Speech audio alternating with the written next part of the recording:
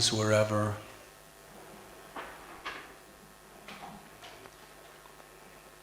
we are remembering Krishna, remembering his pastimes, remembering his abode, remembering his holy names, especially where we are with Krishna's family, the Vaishnavas, immersed in loving devotional service. Srila Prabhupada wrote that wherever the devotees are together in a spirit of devotional service, then that place is none different than Goloka Vrindavan.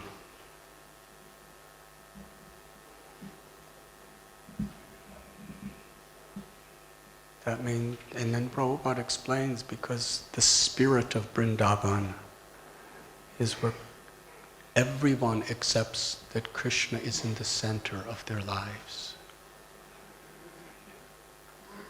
Everyone is without envy, without selfishness, without false ego. Everyone is what pleases Krishna. Krishna loves to see his devotees unified in a spirit of affection. When we chant the holy names in that spirit, when we hear Srimad Bhagavatam, when we render service, so many types of services there may be, whether it's in the city or a town or a village or a farm, wherever we're thinking as a family what pleases Krishna, that is Goloka Vrindavan, none different. Nothing is automatic. In bhakti path, nothing is superficial, artificial, external. External meaning without substance. Bhakti is about the substance of consciousness. Premanjana churita bhakti vilochanena. Even when you're in Vrindavan, unless you're in this state of consciousness, you cannot feel it, you cannot see it. You only see the apparent coverings. And similarly in our temples, in our congregations, in our communities, in our homes, to the degree individually and collectively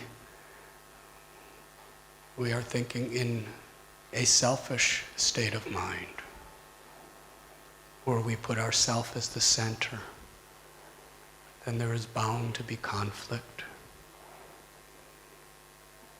And that's the basic root of all pollution in the world. It's the pollution of the consciousness. I am this body. What is in relation to the body is mine. I am the controller, the proprietor, the enjoyer. Bhakti is very simple. Bhoktaram jagatapasam sarvaloka maheshwaram suhridam sarvabhutanam gyattvamam shantimrichyati. Where we simply accept that Krishna is the enjoyer, the proprietor, and he's everyone's best friend.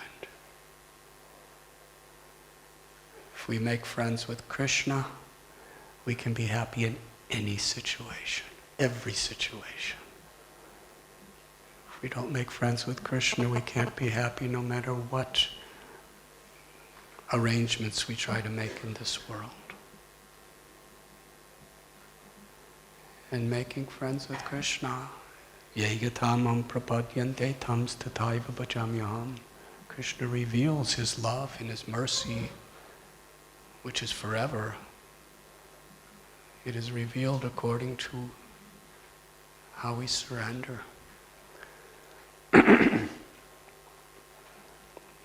Bhakti is the art, the science of transforming material energy into spiritual energy by simply making Krishna in the center. By transforming an ordinary place into Goloka Vrindavan, the highest planet in the spiritual world, through consciousness. Goloka Vrindavan is a big family. The biggest family. Because there are unlimited people there. This material world is only a fraction of the spiritual world. Material world, the spirit souls that are living here are more or less in a prison house. But the actual free souls are all in the spiritual realm, the Vaikunthas. So it's a family, a real family. Because everyone understands and respects their relationship with each other because they understand their relation with Krishna. When we understand our relation with Krishna, we understand our relation with every living being.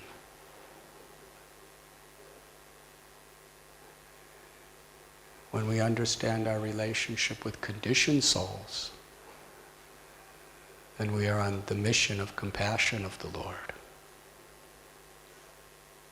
When we understand our relationship with other Vaishnavas, then there is the free flowing of the spiritual world. That is all important.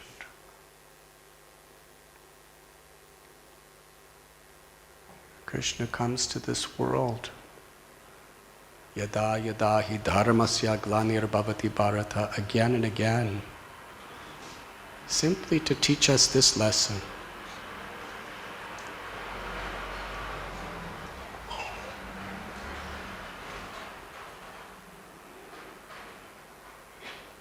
And he sends his devotees. And historically we see what type of difficulties devotees go through just to help Krishna to share this message. They've been crucified. They've been beat 22 marketplaces. They've been in situations of poverty and persecution and so many difficulties. Just in our own lifetime, the difficulties Prabhupada endured just to share this message.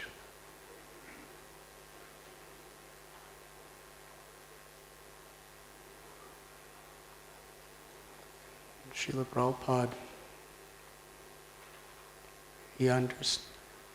he wanted us to understand to the extent we can actually create a family of devotees, that Goloka Vrindavan consciousness. Not only will we be happy, but we can attract so much of the world to find that happiness.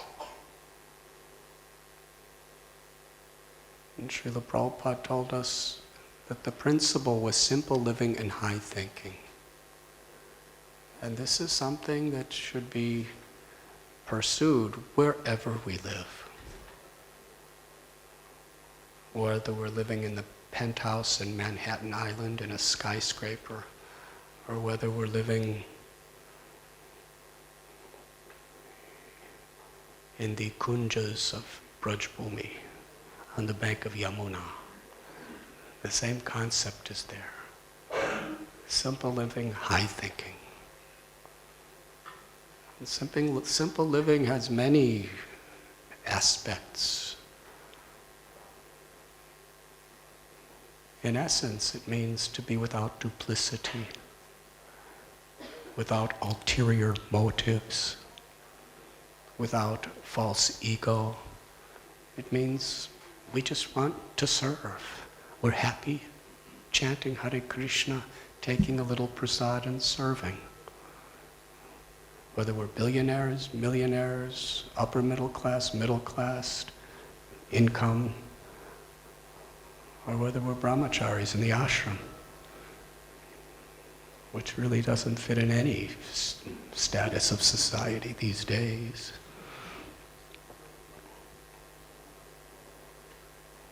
Grihe tako, bane tako.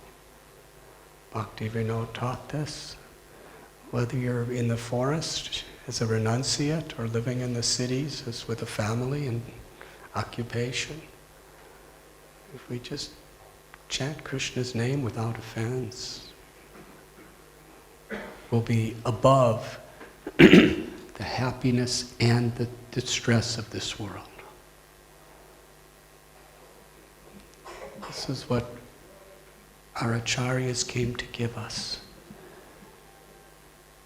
In a philanthropic spirit, people want to help elevate people above the sufferings of this world. But transcendentalism is something so much deeper and beyond. We want to transcend not only the sufferings in this world, but we want to transcend the pleasures and happiness of this world. Because we know that pleasures and happiness of this world, the Gita tells us, are the source of miseries. They keep us bound to the repetition of birth and death. The happiness and the distress of this world both have their own unique ways of distracting our consciousness away from Krishna and away from the goal of life. But this is all important.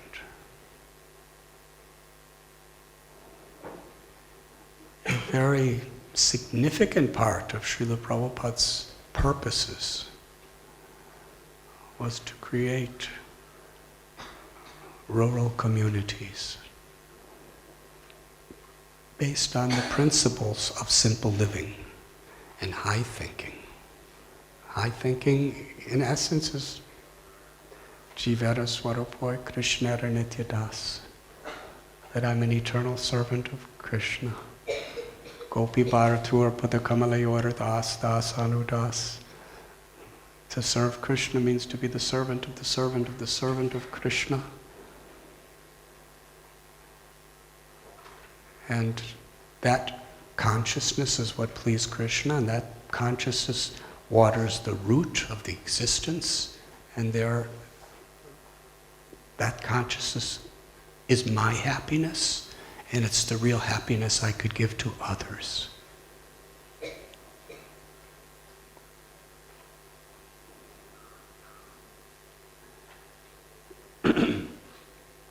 What we have to be very careful of is whether it's temples, farm communities, whatever it may be, we can build structures.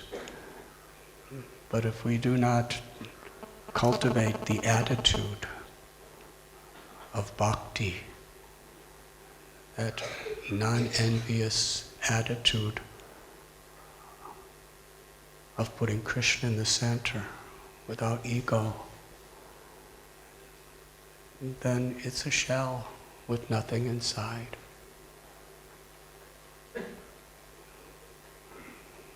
A husk of rice looks just like rice, but there's no nutrition, there's no taste, there's nothing.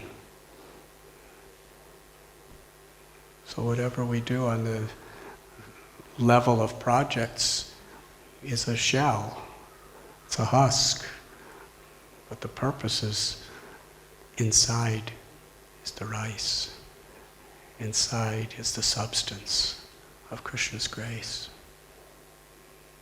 that nourishes us, empowers us. And that's a question of our attitude.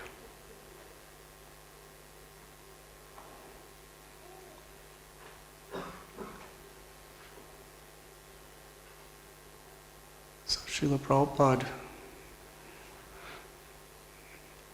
he was such a visionary. If only we really took serious some of the things he said and how he said to do it in the early days. Sometimes in our illusions we just coast along thinking everything's just so all right. But the reality is, the ecology of Mother Earth is exploited, polluted, and literally endangered. And how important it is to protect the earth. This is not a detail. This is a prominent priority. The protection of Mother Earth. The earth is our mother. To exploit the earth is to disgrace our own mother, to abuse our mother. No, we may have our biological mother, and we don't think we're disgracing her.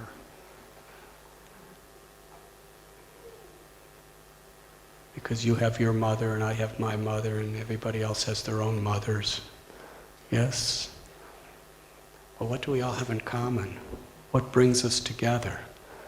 Recognizing that the earth is everyone's mother. The cows, the goats, the sheep, the insects, the trees, all people of all castes, all religions, all nationalities. Wherever there's life on earth, Mother Earth is the mother. And what we learn in our Vedic literatures is she is a person, Bhumi Devi. She's the consort of Varaha, the Supreme Personality of Godhead. She's an expansion of Lakshmi, who's an expansion of Radharani. Isn't it nice to have a mother like that? And a common mother? And the fact is that Mother Earth provides, Krishna, through Mother Earth, provides 100% of everything for every moment of everyone's survival. Our biological mother, when we're little babies, we're totally dependent on her. Yes? If she doesn't give us milk, if she doesn't, what are we going to eat? We don't know how to eat, we don't know how to walk, we don't know how to defend ourselves, we don't know anything. We're totally helpless, dependent on our mother. What she provides.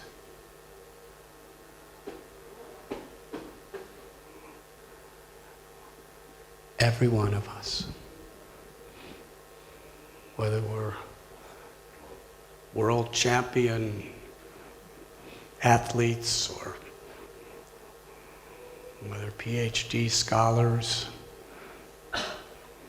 or whether we have massive industries, whoever we are, we can never be anything beyond a helpless infant baby in need of the love of Mother Earth.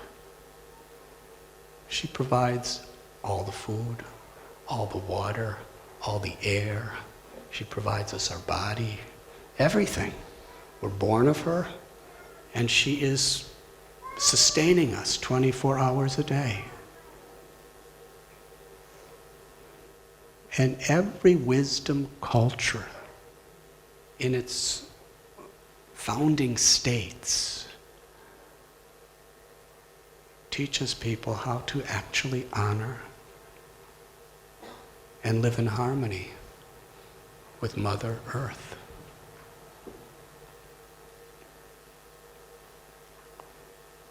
But today, we become so incredibly distracted that we forget this principle. It's a sacred principle. It's a principle that never goes outdated. Because however much technology we create, the ingredients of all the technology is provided by Mother Earth. We take, and when we grow up, we're supposed to reciprocate and protect.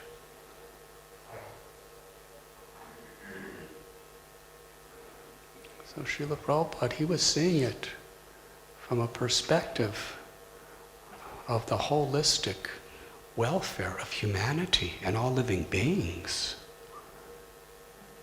He wasn't just speaking a sectarian Hindu concept. He was speaking something very real. And today, with all the pollution in the food, in the water, in the air, in everything, there's a rise of such disease due to our lifestyles. Cancer is so much on the rise, so many other diseases. And it's unsustainable. All these chemicals, putting them in the ground, you get a lot of money fast, but the topsoil is destroyed. And as time goes on in future generations, there will be no topsoil. Nothing will grow. There'll be massive droughts.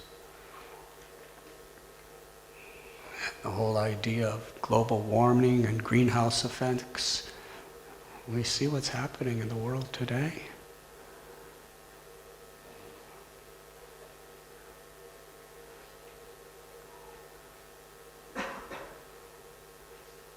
And it brings about mass wars.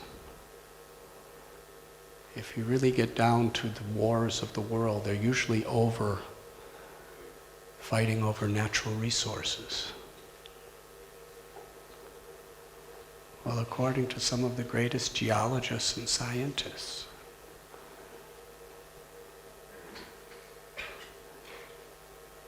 thousands of times more precious than oil is today.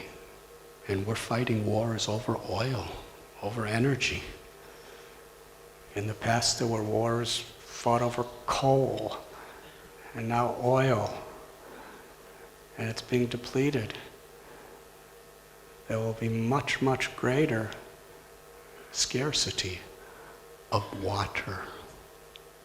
People will be fighting and killing each other over water. This is not just an idea. The way the world is going, the changes of the earth due to unnatural living, this is what is happening.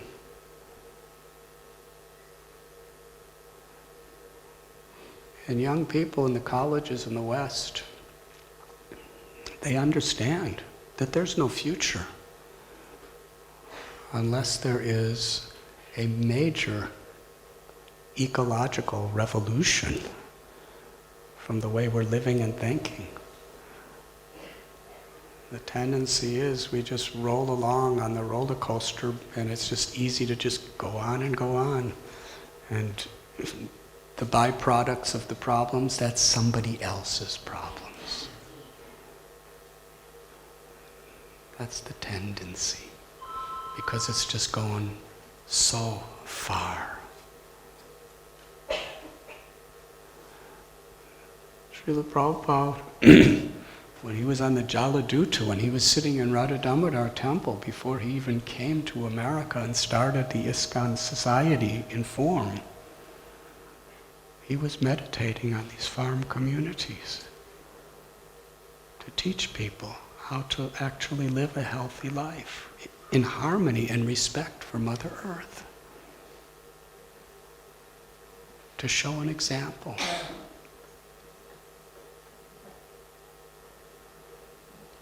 Now myself, I became a devotee in Vrindavan.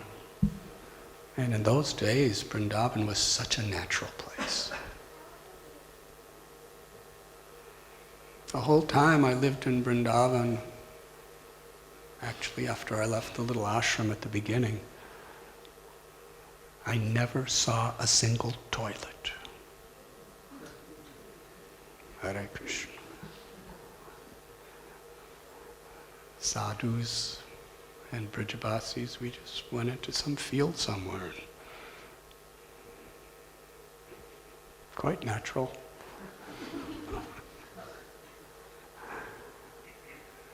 Lived under trees, lived under the stars. It was beautiful. Then in 1972, when I went to New Vrindavan, this was Srila Prabhupada's main teaching when he came there. How to actually create an exemplary community on the basis of these principles, with Krishna in the center. His greatest happiness, devotees could bring all sorts of very opulent, as was announced today, sophisticated foods from New York, Pittsburgh. But Srila Prabhupada especially loved what grew at New Vrindavan. If he heard that it grew here, nothing made him more happy as far as food. I remember sometimes people would bring eggplants and all sorts of cauliflowers and incredible amounts of sabjis and vegetables. There was just a little weed called pokeweed, which just grows everywhere. You don't even plant it, it just comes out of the ground. Pokeweed. And Prabhupada was eating pokeweed pakoras and pokeweed chutney and pokeweed sabji.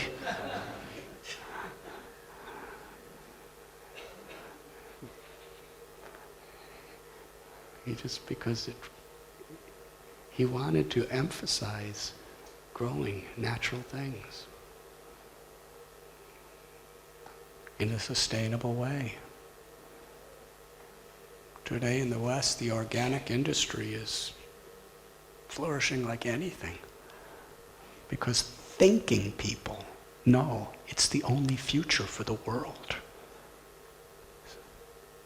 Without chemical pesticides and without chemical fertilizers, to actually grow food in a natural way.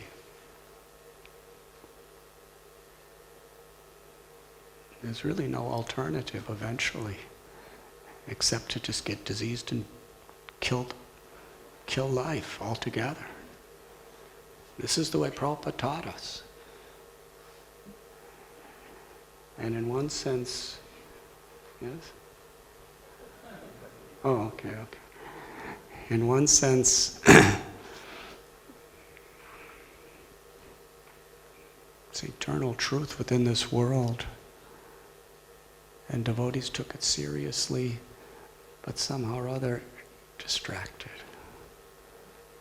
Because sometimes you get distracted unless there's an immediate necessity, unless it's urgent, unless we can't live any other way.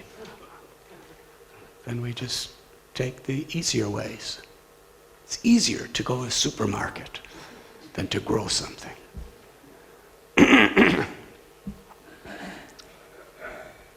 It's easier to spray poison on a plant to kill the insects. Of course, that same poison's going to go in you and whoever eats it, than to actually, do it in a natural way. But it's Krishna conscious. And the cow is a mother. Srila Prabhupada saw so many tens and millions of cows being slaughtered. If we can start with the cow, then we can actually teach people the glory of ahimsa, sacredness of life, which will extend to all living sentient beings.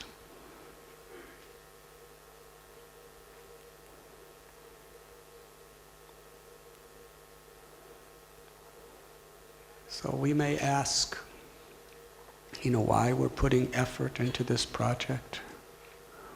for several reasons. Primarily, Srila Prabhupada wanted it as a priority of his legacy within this world.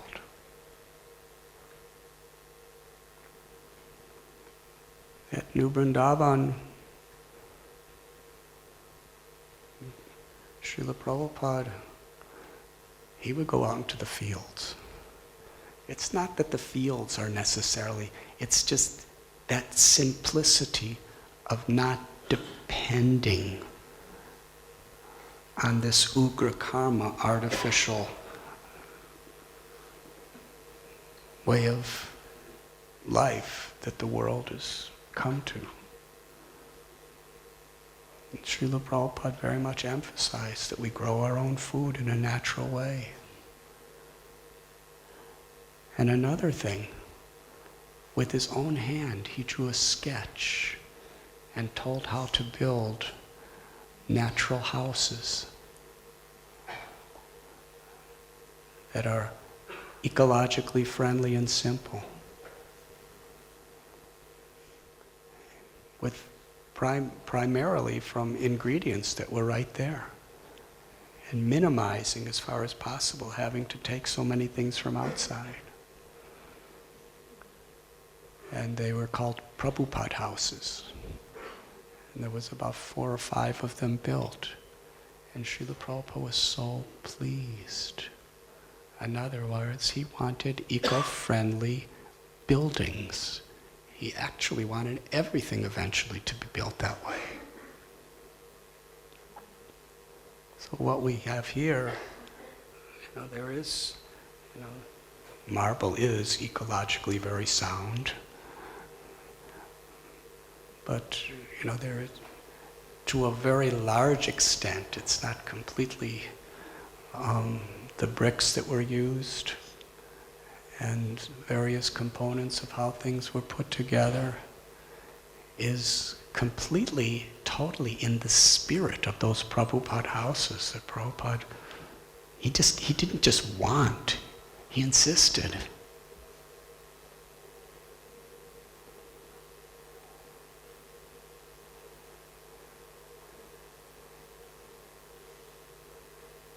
So we're trying to please Srila Prabhupada.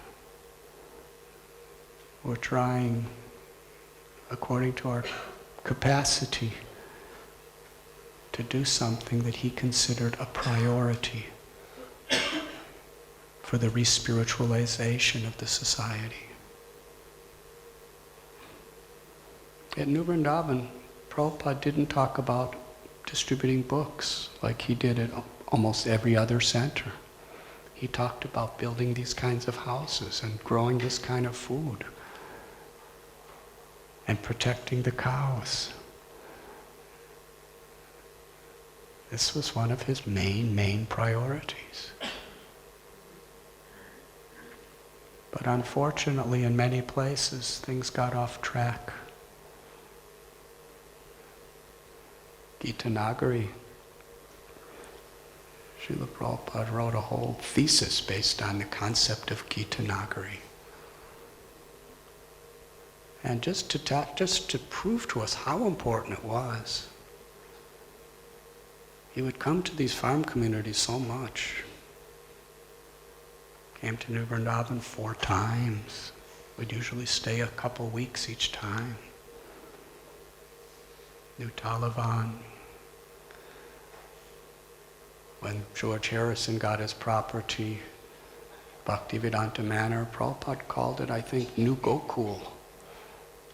And he was talking about there, growing organic food and taking care of cows.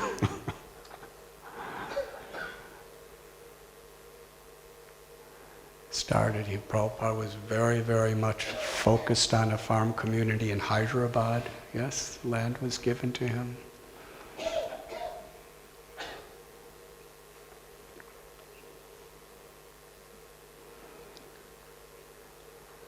And I know at New Vrindavan, he also wanted it to be a place of pilgrimage, which in today's terminology would be like a retreat place. A place where people could actually come in this natural environment and learn the pure principles of bhakti.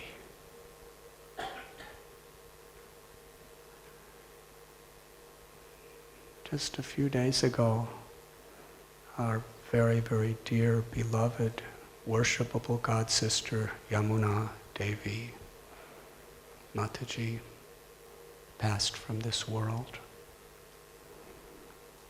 And we know how close she was to Srila Prabhupada. She first met him in 1966, 26 2nd Avenue, and personally helped Srila Prabhupada cook for her sister Janaki's wedding to who is now Mukunda Maharaj. And she, along with a few others, helped to start the center in San Francisco, helped to start the center in London. What they did in London, incredible. And she came to India, the first group of devotees to come to India. And in due course of time, Prabhupada put her and her husband Gurudas in charge of Vrindavan to develop the project there. And Yamuna Devi Mataji always has been so deep in everything she does. There's just nothing superficial about her. Whether she's cooking, she just goes to the essence of the perfection of cooking. Prabhupada asked her to learn how to cook, and she was traveling all directions getting recipes, and she just went so deep into the science of cooking. She made a cookbook, and it was the #1 cookbook in the world. When she sang kirtan, you can hear her voice with such emotion, such devotion. It was so deep, so much love. Srila Prabhupada said that she had attained bhava. This was in the 1970s. When she preached to people, it was with so much deep compassion.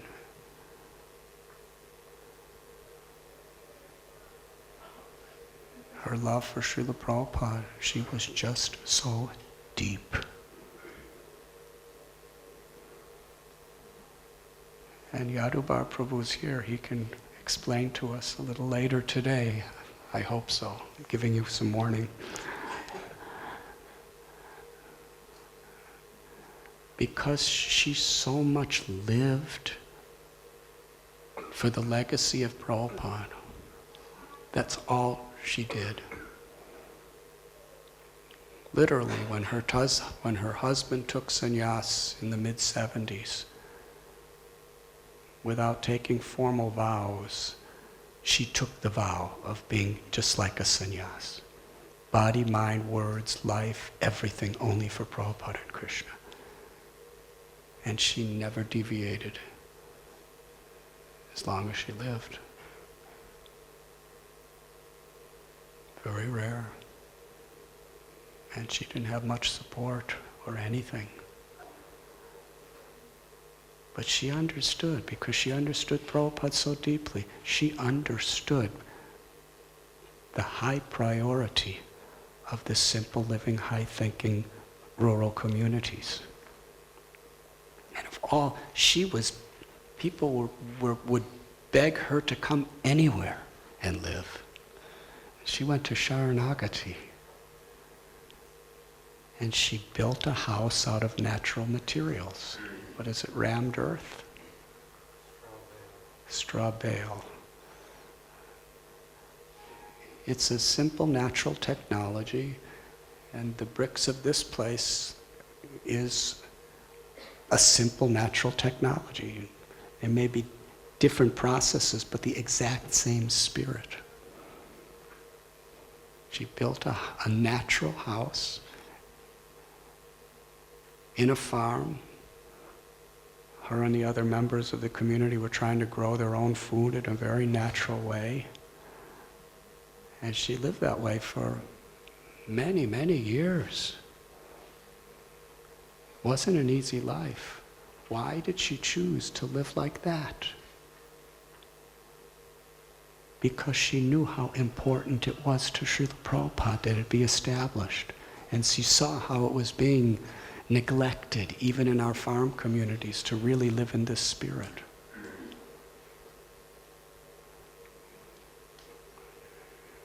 And when we would tell her about the concept of this community here, of Govardhan, she would cry with hope and cry with joy that we were actually pursuing it on good principles, Prabhupada's principles. So this inauguration ceremony we will dedicate to Yamuna Devi. We will have a memorial service for her at Radha Gopinath Temple in the near future.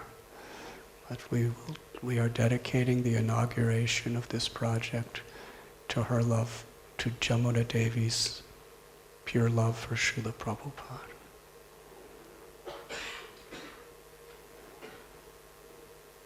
And even though that place was so far from any medical facilities or anything, she just wanted to stay. She only moved away because her health was so bad, and it's so cold there. And big bears would come and walk around outside her house. Yadubar Prabhu showed me when I was there. So she loved it.